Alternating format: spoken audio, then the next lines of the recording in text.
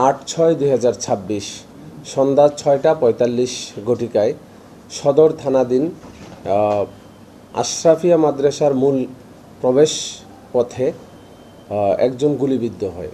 আমরা খবর পাওয়ার সাথে সাথে ওখানে যাই, গিয়ে যিনি গুলিবিদ্ধ হন তার পরিচয় আমরা শনাক্ত করি এবং যারা গুলি করেছে, কে গুলি করেছে তাৎক্ষণিকভাবে আমরা জানতে পারি নাই। তাকে আমরা হসপিটালাইজ করেছি এবং সে হসপিটালে মারা গিয়েছে।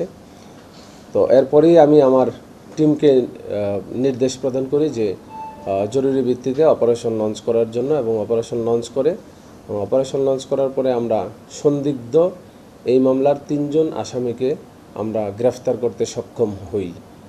এবং এই মামলার 3 জন গ্রেফতারকৃত হচ্ছে মতিয়ার রহমান 40, তার পিতার নাম হচ্ছে পিতা মোহাম্মদ আকমল খা, গ্রাম ধর্মগ্রাম।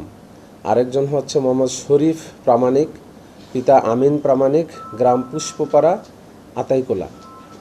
আরেকজন হচ্ছে মনিরুল ইসলাম, পিতার নাম হচ্ছে সোহরাব মোল্লা, গ্রাম আফরাবাদ, সদর থানা, জেলা পাবনা।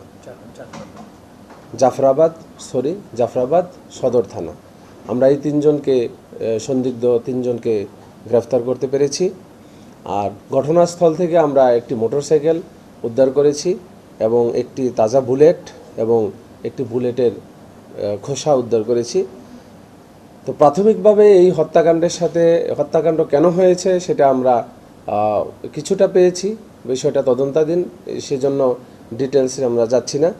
তবে যিনি মারা গিয়েছেন এবং যিনি হত্যা করেছেন দুজনেই হচ্ছে পূর্ব বাংলা কমিউনিস্ট পার্টির সাথে জড়িত বলে আমরা প্রাথমিকভাবে জানতে পেরেছি।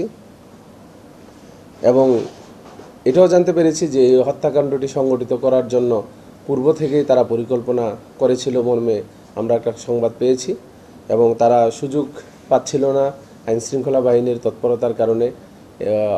হঠাৎ করে তারা সুযোগ পেয়ে এই ঘটনা ঘটিয়েছে।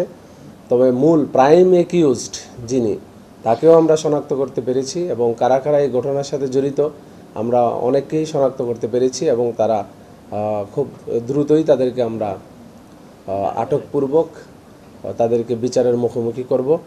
আমরা বিষয়টা খতিয়ে দেখছি, যেহেতু তদন্তাধীন বিষয়, এটা এখনই বলা যাচ্ছে না। তবে প্রাথমিকভাবে যেটুকু জানতে পেরেছি এইটুকু আপনাদেরকে বললাম।